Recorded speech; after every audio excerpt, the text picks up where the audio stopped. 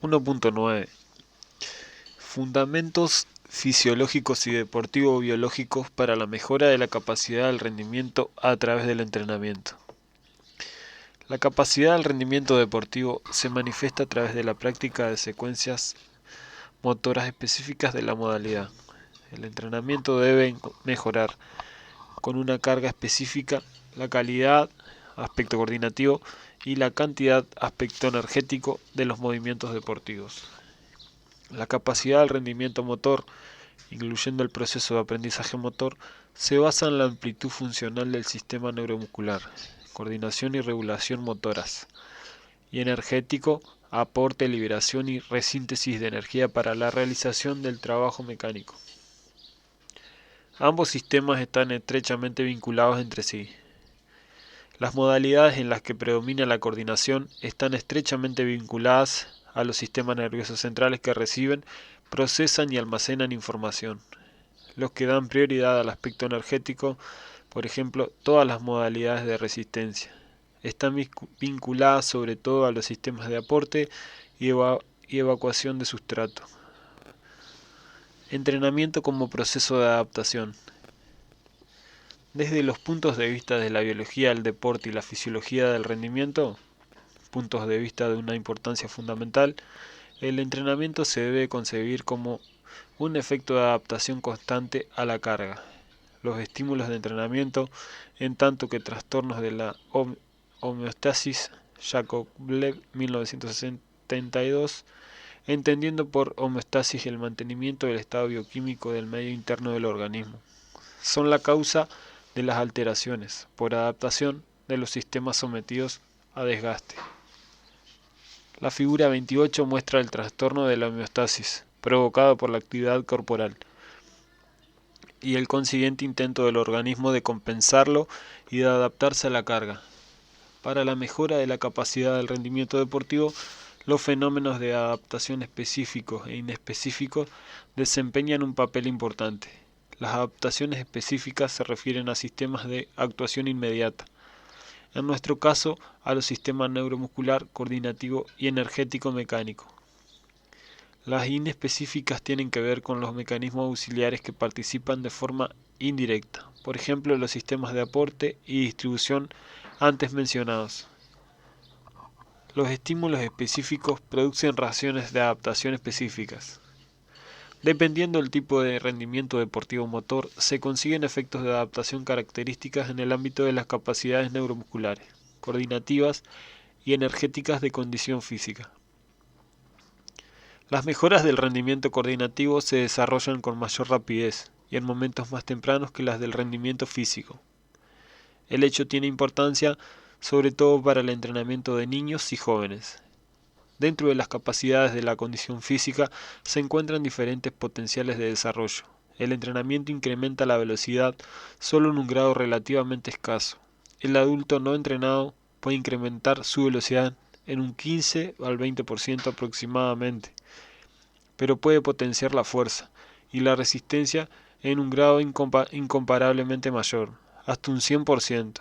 Holman y Hettinger, 1980. El desarrollo del nivel de adaptación, estado de entrenamiento, se produce con gran rapidez al inicio del entrenamiento, volviéndose después cada vez más lento y difícil. Como causa de este recorrido de la curva, se señala el grado de modificación en el trastorno de la homeostasis. Debido a la mejora del estado de entrenamiento, las cargas aplicadas producen trastornos cada vez menores de equilibrio bioquímico y, por tanto, efectos de adaptación cada vez más escasos. Esto es, el estado de entrenamiento no modifica la reacción de respuesta del organismo ante un estímulo de entrenamiento dado. Solo la incorporación de factores adicionales, organización específica de la carga, cambio de medios de entrenamiento, del volumen o la intensidad, etc., permite nuevos procesos de adaptación. Así pues, las cargas de entrenamiento unilaterales producen un estancamiento rápido de ascenso del rendimiento. Para entender el efecto del entrenamiento sobre los sistemas neuromuscular y energético en capítulos posteriores de este libro, intentaremos exponer los fundamentos anatomofisiológicos de ambos sistemas, como la máxima brevedad. Nos centraremos primero en el marco estructural y funcional de la célula, más concretamente de la célula muscular. Desde el punto de vista del metabolismo celular muscular, muy importante para la comprensión de los métodos de entrenamiento que posteriormente se detallarán. A continuación expondremos el funcionamiento de la interacción neuromuscular y los mecanismos de regulación motora. Desde el punto de vista energético, todo estímulo de carga incide primordialmente sobre la célula, en nuestro caso sobre la célula muscular. Desde esta perspectiva simplificada, la circulación es solo un mecanismo auxiliar que satisface las necesidades del metabolismo celular en el sentido del aporte de oxígeno y de sustrato, y de eliminación de productos intermedios y finales del metabolismo. Figura 29. Curva del desarrollo del estado del entrenamiento. Figura 30. Estructura esquemática y simplificada de una célula. Fundamentos generales sobre la estructura de una célula muscular y funciones de sus componentes subcelulares. Como se puede ver en la figura 30, la célula está recubierta de una membrana celular, que corresponde al sarcolema de la fibra muscular. Su permeabilidad selectiva para las sustancias orgánicas y electrolitos y su capacidad para asociarse a otras células caracterizan a la célula como una estructura biológica compleja, altamente especializada. Los procesos vinculados con el transporte activo se localizan en la membrana celular. Por ejemplo, bomba de sodio-potasio en la fase de repolarización de la membrana celular después del descenso de un potencial de acción. Budek, 1971. El citoplasma, que corresponde al sarcoplasma de la célula muscular, un líquido que contiene electrolitos y proteínas, es el lugar donde se obtiene la energía anaeróbica, glucólisis, donde se sintetiza el glucógeno. El glucógeno es la forma de almacenamiento intracelular de la glucosa azúcar, donde se degrada el glucógeno y donde se sintetizan los ácidos grasos. Más detalles, página 83. En el citoplasma se encuentran también los de diferentes acumuladores energéticos, como por ejemplo los gránulos de glucógeno y las vacuolas lipídicas. El retículo endoplasmático, su equivalente en la célula muscular, es el retículo sarcoplasmático. Se entiende por todo el citoplasma partiendo desde la membrana celular y constituye un sistema de transporte intracelular que presenta en algunas zonas unas partículas de forma esférica denominadas ribosomas. Una de las funciones del retículo endoplasmático y de los ribosomas es la síntesis de las proteínas. En la célula muscular, el retículo sarcoplasmático desempeña un papel importante para la transmisión de la excitación de la superficie hasta el aparato de las fibrillas contráctiles. El núcleo de la célula contiene el material genético y tiene la capacidad de desdoblamiento idéntico. Determina, por ejemplo, el modelo de la síntesis de proteínas. Comparte, pues, con los ribosomas antes mencionados un papel importante en la síntesis de proteínas. Entre todos permiten, a través de la manipulación de las estructuras proteicas, el aumento del tamaño, hipertrofia, de la célula muscular durante el crecimiento y con el entrenamiento corporal. Finalmente, las mitocondrias son las centrales térmicas de la célula, pues en ellas tiene lugar la combustión oxidativa del sustrato energético. En ellas se encuentran las enzimas del ciclo del ácido cítrico y de la cadena respiratoria. En ellas se produce también la fosforilación oxidativa y la producción de energía por oxidación. La célula muscular presenta, como ya hemos indicado, las mismas estructuras subcelulares que la célula corporal antes mencionada, pero por su función específica se distinguen varios aspectos del prototipo de célula corporal representado esquemáticamente en la figura 31. El músculo esquelético se compone de una gran cantidad de fibras musculares. Estas fibras, que pueden tener una longitud de varios centímetros y presentar muchos núcleos marginales, coinciden con la célula muscular. La fibra muscular, a su vez, se compone de las miofibrillas, rodeadas de un sarcoplasma que contiene mitocondrias y otras estructuras subcelulares. Por su parte, las miofibrillas están formadas de filamentos contráctiles, actina, el delgado, y miosina, grueso. En el estado de no contracción de las fibras musculares, las cabezas de la molécula de miosina sobresalen en vertical de los filamentos, según estudios de radiación sincrotónica de Holmes, 1978. Estas cabezas se unen a los filamentos de actina en una señal nerviosa, disocian el combustible ATP, una parte del ATP se encuentra en el sarcoplasma, pero su concentración es especialmente elevada en el ámbito de las líneas Z de las miofibrillas. Yakovlev, 1977. Y se pliegan en una posición de 45 grados. Al hacerlo, tiran de los filamentos de actina. En esta fase se transforma la energía química en trabajo mecánico, acoplamiento electromecánico. Después de este movimiento de remo, las cabezas de la miosina se separan de la actina. Vuelven con un movimiento oscilante a su posición de partida, y los filamentos de actina descienden suavemente entre los filamentos de miosina. De esta manera se produce el acortamiento muscular visible desde el exterior. La unidad funcional mínima de la miofibrilla, la sarcómera, se encuentra entre dos líneas Z. Tiene una longitud de 2 UM. 1 UM es igual a 1/1000ª parte de un metro. En la contracción se puede acortar hasta la mitad y en el estiramiento se puede prolongar hasta 2 UM. Los diferentes tipos de fibras musculares. Otra particularidad de la célula o de la fibra muscular es la existencia de diferentes tipos de fibras. Knocker, 1971. Simplificado, podemos distinguir dos tipos de las fibras musculares. Las fibras blancas, que son las claras, gruesas y rápidas, en lo sucesivo mencionado como fibra FT, Fast Twitch, fibra de contracción rápida. Interviene sobre todo en esfuerzos musculares intensos y de fuerza rápida. 2. La fibra roja, delgada y lenta, en lo sucesivo mencionada como fibra ST, Slow Twitch, fibra de contracción lenta. Este tipo de fibra se somete a la carga con trabajo muscular de menor intensidad. Para el análisis actual muy detallado de los efectos del entrenamiento sobre los diferentes tipos de fibras musculares, esta clasificación sencilla resulta ya insuficiente. Para evaluar de forma precisa los diferentes efectos del entrenamiento, se ha establecido una nueva subdivisión entre los tipos de fibras, particularmente entre las fibras FT, de contracción rápida. Distinguimos por tanto 4 tipos de fibras musculares del hombre. Las fibras ST, ya mencionadas, que se denominan también fibras de tipo 1. Siguen 3 tipos de diferentes fibras y subcategorías de las fibras FT, antes mencionadas.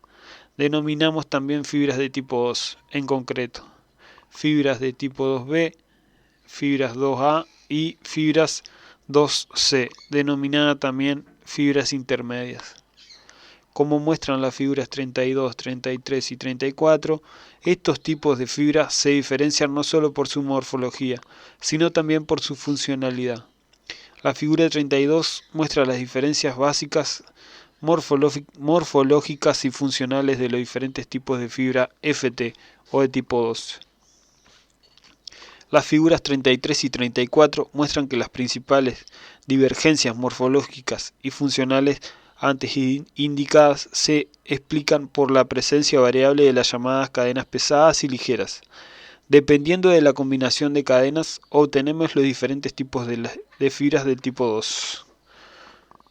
Como indicaremos en los correspondientes capítulos, dependiendo del estímulo de entrenamiento se consigue focalizar el trabajo sobre un tipo determinado de fibra muscular.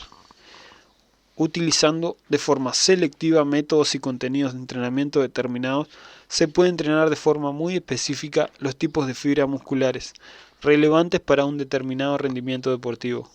En general, no se da la transformación de fibras de tipo 2 en fibras de tipo 1. Esto supondría una transformación de las cadenas pesadas, pero sí considerables desplazamientos dentro del espectro de las fibras de tipo 2, lo cual va asociado a un nuevo equipamiento y a una combinación específica de cadenas ligeras. Holman, 1982. Dependiendo de su trabajo funcional específico, Los distintos tipos de fibras presentan también diferencias en el metabolismo. Las fibras FT presentan una sorprendente abundancia de fosfatos energéticos y glucógeno, y la correspondiente reserva de enzimas de producción energética anaeróbica. Por su parte, las fibras ST lentas se distinguen por su abundancia en glucógeno y sobre todo por su abundancia de enzimas del metabolismo aeróbico. En las fibras ST, la relación entre el citoplasma y las mitocondrias se desplaza a favor de las mitocondrias, y por ello encontramos en ellas actividades más intensas de las enzimas del ciclo del ácido cítrico y de la degradación de ácidos grasos libres, y en cambio actividades menores de las enzimas glucolíticas. Keul, Doll, Kepler, 1969. Las fibras ST se diferencian de las FT también por la inervación. Las fibras ST están inervadas por neuritas de condición lenta, pertenecientes a motoneuronas alfa pequeñas de la médula espinal, y caracterizadas por un modelo de impulsos continuos, importante para la actividad constante de la motricidad de sustentación. Las fibras FT están inervadas por neuritas de conducción rápida, pertenecientes a motoneuronas alfa grandes, y caracterizadas por un modelo de impulsos discontinuos, típico de la actividad motora intencional. Burkle, Ederton, 1975. La predisposición, esto es, el porcentaje de las diferentes fibras musculares, está determinada por la genética.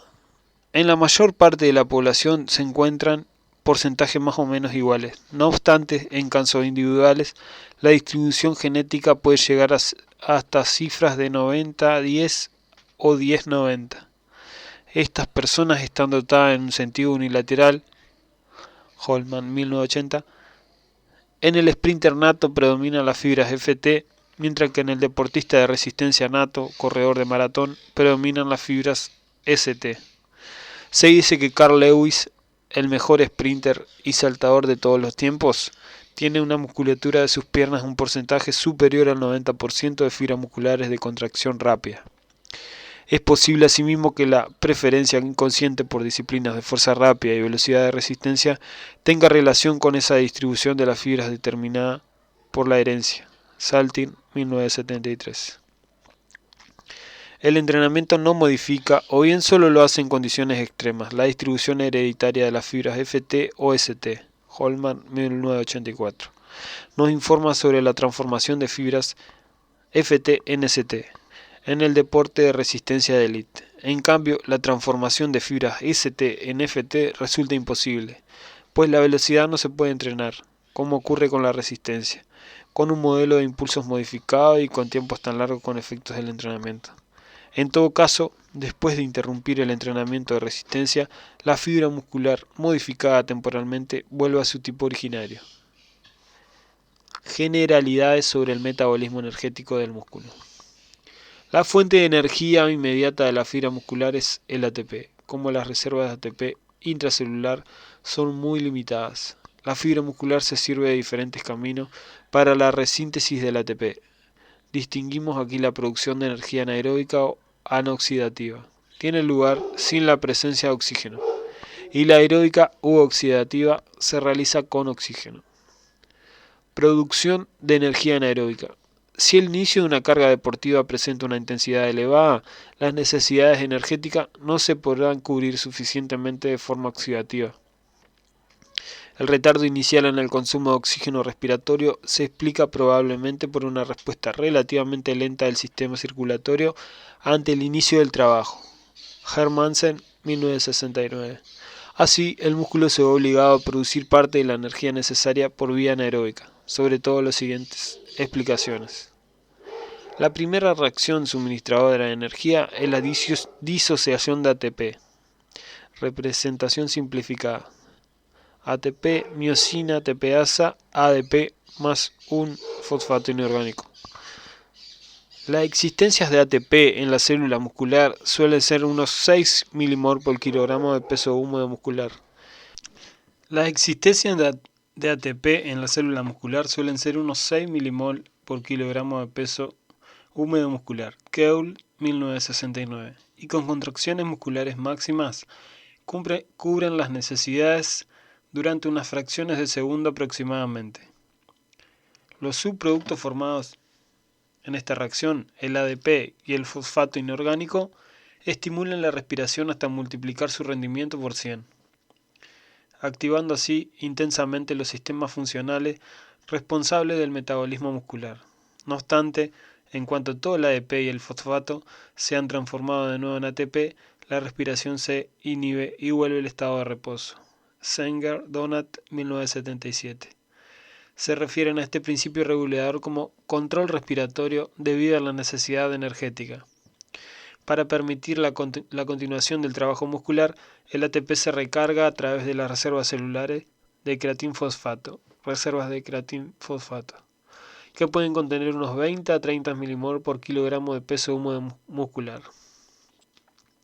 Esta resíntesis inmediata permite un tiempo de trabajo total con los fosfatos ricos en energía, ATP, creatinfosfato, de entre 7 y 8 segundos como máximo. Figura 35. Porcentaje de los diferentes sustratos de aporte energético en el suministro energético, de Keul, Dow, Kepler, 1969. 2. Creatinfosfato más ADP, creatinsinasa, creatina más ATP. El suministro energético en los primeros 7 segundos se denomina también fase aláctica de la producción de energía anaeróbica, pues tiene lugar su formación de ácido láctico en cantidades significativas. Hedge, 1972. La fase láctica incluye la glucólisis anaeróbica. 3. Glucosa. Enzimas de suministro energético anaeróbico, 2 ATP más ácido láctico. Esta forma de producción de energía tiene lugar en el sarcoplasma y es la producción energética preferida con todas las cargas intensas en las cuales el aporte de oxígeno es insuficiente. El punto máximo de la glucólisis se sitúa en unos 45 segundos. En la glucólisis anaeróbica solo se puede utilizar como suministro de energía la glucosa o el glucógeno.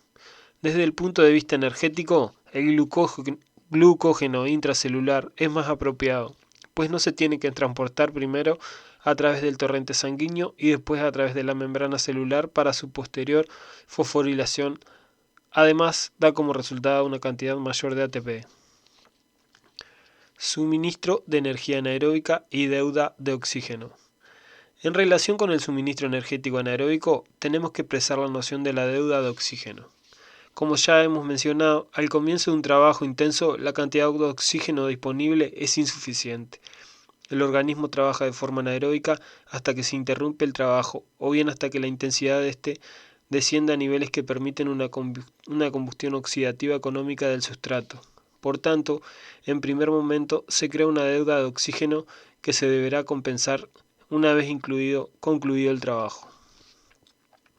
Las diferencias individuales en cuanto a la deuda de oxígeno son muy marcadas y dependen del nivel de motivación. Hermansen, 1969. Del estado de entrenamiento y de la edad. Los niños y jóvenes no entrenados no pueden crear una deuda de oxígeno grande. Después de la interrupción del trabajo, la refosforilación de creatinfosfato, Cunningham y Falker, 1969, esto es la reposición de las reservas de fosfatos ricos en energía. Es el componente principal de la eliminación de la deuda de oxígeno. De forma errónea, se suele denominar deuda de oxígeno al aumento global del consumo de oxígeno después de terminado el trabajo. En realidad, el aumento del consumo de oxígeno al terminar el trabajo se compone de la deuda de oxígeno mencionada y de otros factores. Holman, 1973. Recuperación del depósito de oxígeno. Reservas de mioglobina. En los primeros segundos de un trabajo muy intenso, el organismo consume las existencias de oxígeno asociadas a la mioglobina. Estas permiten un trabajo fundamentalmente aeróbico durante 10 segundos. Armstrong y Cole, 1960. Oxígeno disuelto en el líquido tisular. Regeneración de sangre arterial, capilar y venosa hasta alcanzar una saturación de oxígeno normal. Aumento de las necesidades de oxígeno del músculo cardíaco. De los músculos activos y de los músculos respiratorios, con un volumen de ventilación de 150 litros por minuto, la necesidad de oxígeno del aparato de ventilación se sitúa ya en el 15% del consumo de oxígeno global, y a partir de 200 litros por minuto, esta cifra se eleva de nuevo considerablemente, debido a una mayor resistencia de las vías respiratorias, provocada a su vez por las turbulencias de la corriente de aire. Comroe y Coles, 1964. Mayor necesidad de oxígeno de los tejidos como consecuencia de un aumento de la temperatura corporal, activación de todos los procesos metabólicos y un aumento del nivel de catecolaminas.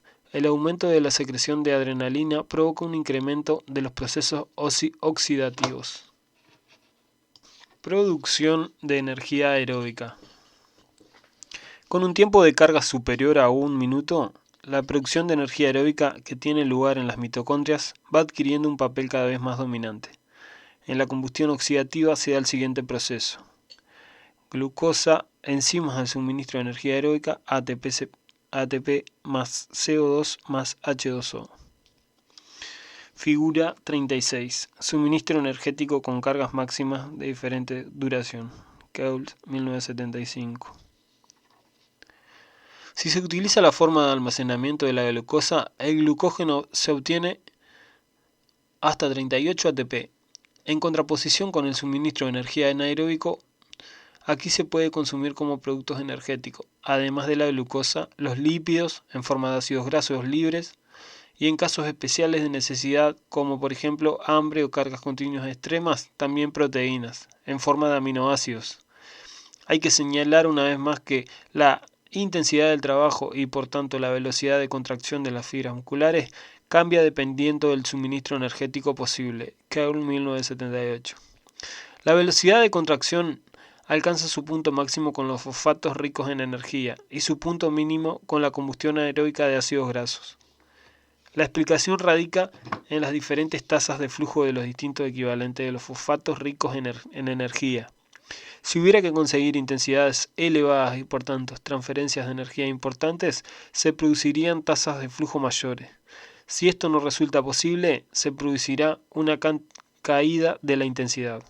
Como resumen, podemos decir que el suministro de ATP, la fuente de energía primaria, corresponde sucesivamente a la creatinfosfato, a la glucólisis anaeróbica y a la producción de energía aeróbica. La renovación de cada una de estas reservas se produce a costa de lo siguiente. El suministro de energía, esto es, la resíntesis, no se produce estrictamente en sucesión, sino que se da en momentos de coincidencia. Productos energéticos para el metabolismo muscular. Los suministradores de energía más importantes para la célula muscular que la nutrición repone de forma continua son los siguientes. Hidratos de carbono. Suelen cubrir unos 2 o 2 tercios aproximadamente del suministro energético. Grasas, 1 tercio. 3 proteínas. Son casi irrelevantes en este punto, pues su papel es importante tal vez para el metabolismo anabólico, pero no para el metabolismo energético. Las necesidades energéticas en reposo se cubren principalmente con hidratos de carbono y grasas. No obstante, con el entrenamiento deportivo se produce un desplazamiento del suministro energético dependiendo del tipo de estímulo de carga. Las cargas muy intensas solo se pueden cubrir de forma anaeróbica, a través de la combustión de la glucosa intracelular, mientras que las cargas medias de mayor duración se cubren de forma aeróbica, con hidratos de carbono y grasas con una relación mixta, específicas del grado de intensidad. Para la cuantía de las reservas energéticas propias del cuerpo, Armstrong indica las siguientes absolutas: kilocalorías por kilojoules y kilojoules. ATP es igual a 1.2 kilocalorías y 5,0,2 kilojoules. Creatinfosfato 1.6 kilocalorías y 15,07 kilojoules. Hidratos de carbono 1200 kilocalorías y 5.024 kilojoules. Los lípidos 50.000 kilocalorías y 209.340 kilojoules. Así pues, los lípidos constituyen la mayor reserva energética en el organismo. La importancia de la combustión de las grasas depende, sin embargo, del tipo de trabajo y de la intensidad de este. del volumen de la masa muscular utilizada y del tipo de fibras musculares. Holman, Hettinger, 1976. Desde el punto de vista deportivo, hemos de mencionar las ventajas que aportan los hidratos de carbono frente a los lípidos. Aquí, la intensidad máxima posible por unidad de tiempo suele desempeñar un papel decisivo. En su combustión, los lípidos aportan 9.3 kilocalorías gramo, frente a solo 4.1 de los hidratos de carbono y proteínas. Sin embargo, este valor absoluto no es el factor decisivo, sino el valor calorífico conseguido por litro de oxígeno. Figura 37. Vías metabólicas de los nutrientes productores de energía. Proteínas, aminoácidos, piruvato, lactato, acetil-CoA, ácido acético activado, ciclo de Krebs, cadena respiratoria. Hidratos de carbono, monosacáridos, glucosa, entre otros, anaeróbico, piruvato, lactato, acetil-CoA, ciclo de Krebs, ciclo del citrato, cadena respiratoria, energía ATP, CO2, H2O. Grasas, ácidos grasos, acetil-CoA, ciclo de Krebs, cadena respiratoria, energía en ATP más CO2 más H2O. Las neuronas desarrollan sus elevadas capacidades en unión recíproca. Como sistema nervioso, conectan unas con otras en circuitos funcionales mediante sinapsis, puntos de conexión o de contacto, que producen diferentes sustancias transmisores, dependiendo de que su función sea excitadora o inhibidora. La teoría del bucle largo, página 511. Aquí no se trata de una transmisión sencilla, uno por uno, sino de una malla de muchos miles de conexiones. El cuerpo celular de cada neurona está cubierto por una corteza de sinapsis. El número de sinapsis se incrementa considerablemente por el hecho de que todas las dendritas pueden establecer en toda su longitud y en todos sus lados sinapsis axodéntricas, uniones entre axón y dendritas, y dendrodéntricas, uniones entre varias dendritas. La sincronía, simultaneidad y la acumulación espacial de flujos de excitación constituyen la base de la transmisión compleja de información e influyen sobre todo el modelo de descarga codificado de las neuronas conectadas sucesivamente. Desde las células nerviosas, neuronas, del sistema nervioso central se transmiten los impulsos motores a través de los nervios eferentes y la vía piramidal, hasta las células motoras de asta anterior, motoneuronas alfa, de la médula espinal, que a su vez inervan la musculatura esquelética correspondiente. Como se puede ver en la figura 39, el nervio motor periférico presenta al llegar al músculo una ramificación múltiple en fibras nerviosas aisladas, que por su parte inervan una cantidad determinada de fibras musculares a través de una placa motora terminal, una especie de sinapsis que constituye el miembro de unión entre fibra nerviosa y músculo. La totalidad de fibras musculares inervadas por una célula de asta anterior motora se denomina unidad motora. El número de fibras musculares inervadas por una motoneurona alfa varía dependiendo del tipo y la función del músculo. En los músculos grandes y orientados hacia la fuerza, como el gastrocnemio, gemelo de pantorrilla, la relación de inervación entre la célula nerviosa y las fibras musculares es de 1.1600 aproximadamente. En los músculos pequeños, la motricidad fina, por ejemplo, los del ojo, esta relación es solo de 1:10. Feinstein, 1955.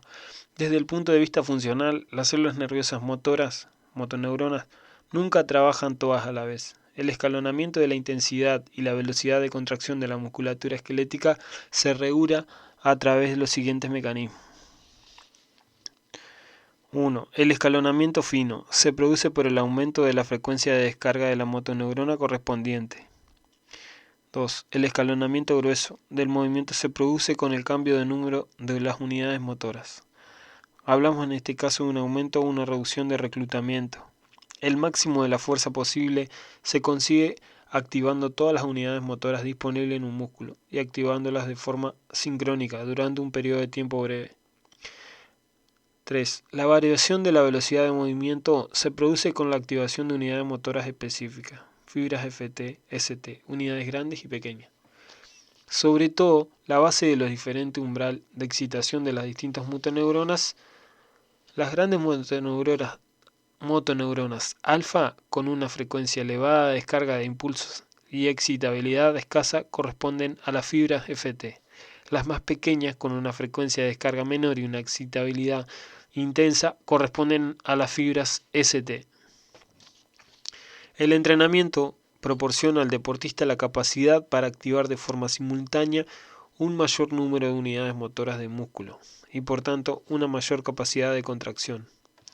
Hablamos de una mejora de la coordinación intramuscular en comparación con el individuo no entrenado, que solo puede utilizar simultáneamente un cierto porcentaje de sus fibras musculares activables. El porcentaje de fibras musculares contraídas de forma sincrónica y por tanto la fuerza global del músculo aumenta significativamente, pudiendo alcanzar hasta el 100% de las posibilidades de partida. El sistema motor. Para que la actividad muscular, que hasta ahora solo hemos descrito en su mecanismo de contracción, adquiera la necesaria estructuración, cuando interactúan varios músculos, coordinación intermuscular, se necesita la participación de numerosos mecanismos reguladores del sistema nervioso central. Las tareas del sistema nervioso central se pueden clasificar en los siguientes ámbitos parciales: elaboración de programas motores y puesta en práctica de proyectos concebidos, articulación espaciotemporal y configuración afectiva del movimiento, control y ajuste de la actividad muscular ante las necesidades situacionales por medio de informaciones retroactivas periféricas, referencias, que llegan a través de los analizadores. En relación de un movimiento deportivo participan muchas estructuras cerebrales diferentes, que en el transcurso de la filogénesis del hombre han ido adoptando una especie de distribución jerárquica. De un movimiento se encargan instancias reguladoras más o menos elevadas en función de que dicho movimiento sea consciente o inconsciente, automatizado, sencillo o complejo. La figura 40 nos ofrece una visión general de la estructura jerárquica del encéfalo. Las estructuras anatómicas representadas en la figura 40 desempeñan las siguientes funciones motoras. Médula espinal.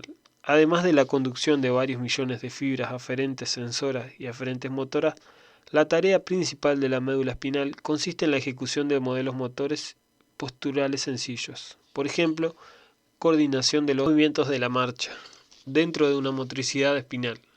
Los reflejos propioceptivos contribuyen decisivamente a mantener el cuerpo en una postura erguida.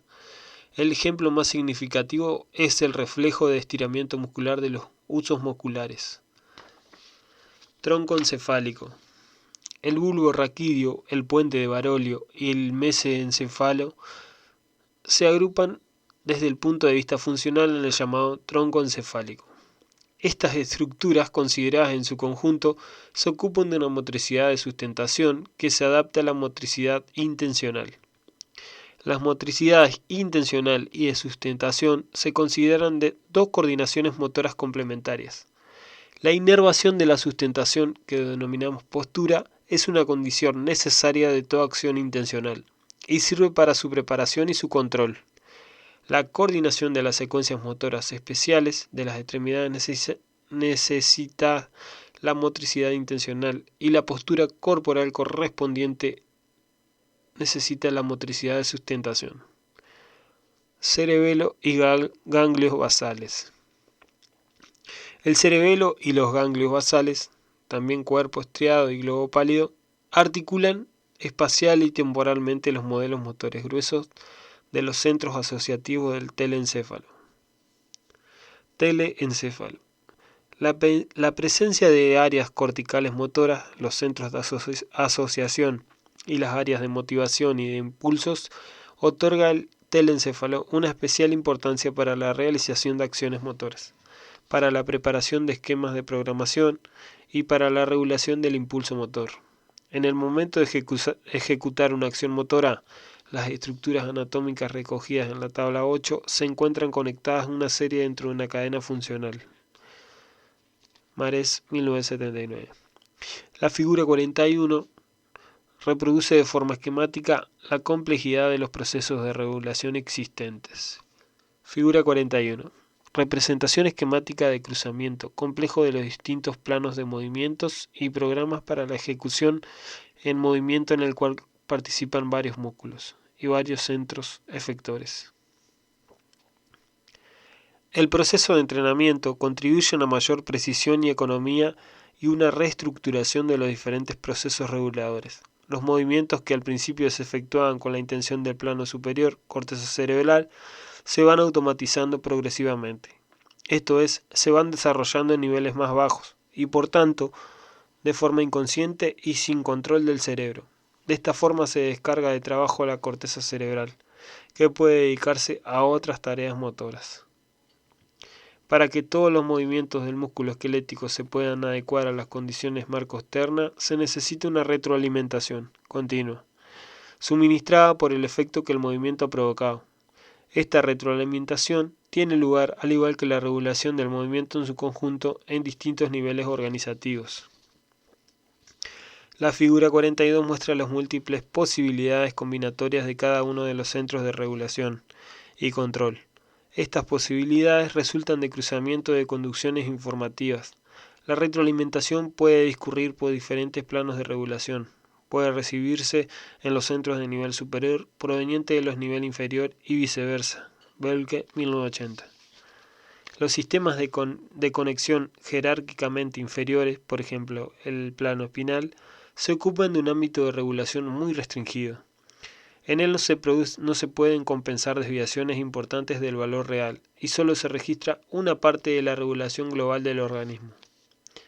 Los sistemas de conexión superiores, por ejemplo supraespinales y corticales, se ocupan ya del organismo en su conjunto, aunque su ámbito de regulación tampoco resulta suficiente para compensar desviaciones externas.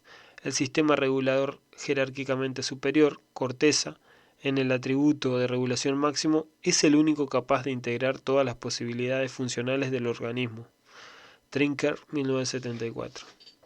Los sistemas de regulación y conducción superiores, adaptadores, están por lo general tan imbricados con un circuito regulador de menor nivel jerárquico, que se sirven de este para el planteamiento de objetivos normales, por ejemplo, la realización de movimientos intencionales, mientras que el circuito regulador más bajo en la jerarquía asume la realización del movimiento de sustentación y la retroalimentación rápida en casos de magnitudes de trastorno externas, frente a los mecanismos de reflejo de la médula espinal, cuyo representante principal es el reflejo de estiramiento muscular, limitados estrictamente en su programación a las conexiones innatas. Las estructuras sensorio-motoras cerebrales jerárquicamente superiores son más elásticas y adaptables.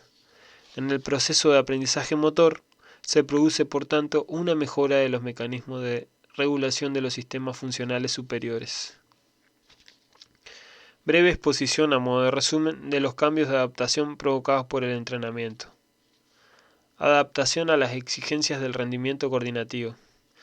La adaptación coordinativa se refleja en el plano muscular, en una mejora de las interacciones intramuscular e intermuscular. Con la mejora funcional intramuscular, que tiene lugar dentro del único músculo, ésta adquiere la capacidad de activar al mismo tiempo un número mayor de unidades motoras, y por tanto de aumentar su fuerza. Con la mejora del rendimiento intermuscular, la colaboración de diferentes músculos gana en calidad. Los músculos o grupos musculares necesarios reciben una inervación más selectiva, se optimiza la interacción de agonistas y antagonistas, se reduce un mínimo los movimientos concomitantes innecesarios y se van puliendo los mecanismos reflejo. Finalmente, en las estructuras jerárquicas superiores del sistema nervioso central, el entrenamiento deportivo optimiza los mecanismos de elaboración de la información y la programación y regularización de los movimientos, lo que reviste especial importancia para el perfeccionamiento de los movimientos difíciles o complejos. Adaptación a estímulos de entrenamiento enfocados a la condición física. Al tratar de la adaptación a las cargas de la condición física, distinguimos de forma esquemática tres posibilidades. Adaptación a estímulos de corta duración, intensos y con predominio de la fuerza, por ejemplo, cargas de fuerza máxima y de fuerza rápida, Después de mejorar la coordinación intramuscular e intermuscular, el músculo continúa adaptándose a través del aumento de la sección transversa de las diferentes fibras musculares. Esta hipertrofia del músculo le proporciona una mayor fuerza de contracción. En paralelo a este proceso, aumenta la capacidad del metabolismo láctico anaeróbico, fosfatos ricos en energía, si se la somete a desgaste. Adaptación a estímulos intensos, que exigen una elevada resistencia láctica anaeróbica, por ejemplo, cargas de resistencia de fuerza y de resistencia de velocidad. En paralelo a la carga se produce una mejora de la capacidad anaeróbica láctica, objeto de interés primordial, es decir, aumentan la capacidad de las reservas intramusculares de glucógeno y la capacidad de las cadenas de enzimas anaeróbicas necesarias para su degradación. Adaptación a estímulos extensivos, que exigen resistencia aeróbica. Una reacción específica de respuesta del músculo es el aumento de sus reservas intramusculares de glucógeno y de lípidos, y también de las enzimas aeróbicas, que lo transforman en una reacción inespecífica. Es la mejor de los sistemas de abastecimiento que limitan el rendimiento cardiocirculatorio, etc. Por lo general, en la práctica deportiva, las reacciones de adaptación no son tan polarizadas como para afectar un solo plano. Incluso en las modalidades a primera vista, unilaterales, de fuerza, por ejemplo en la halterofilia, de resistencia, por ejemplo en el esquí de fondo, o de coordinación, por ejemplo en patinaje artístico, los factores complementarios, ya sean coordinativos o de condición física, actúan limitando el rendimiento. Normalmente todas las modalidades muestran un espectro mixto, específico de tipos de adaptación. Por ello, el éxito está reservado a aquellos deportistas que, con estímulos de entrenamiento específicos, consigan un grado óptimo de adaptación a su modalidad desde el punto de vista neuromuscular, técnica y energético, condición física. La persistencia de dificultades importantes en este aspecto dentro de la práctica deportiva se puede observar sobre todo en las modalidades complejas, por ejemplo, los grandes juegos deportivos. Aquí existe un entramo complejo de factores de rendimiento, parcialmente contrapuestos, que impiden una organización claramente predeterminada del entrenamiento. En el mejor de los casos, la metodología general del entrenamiento puede aportar tendencias, pero no recetas patentadas.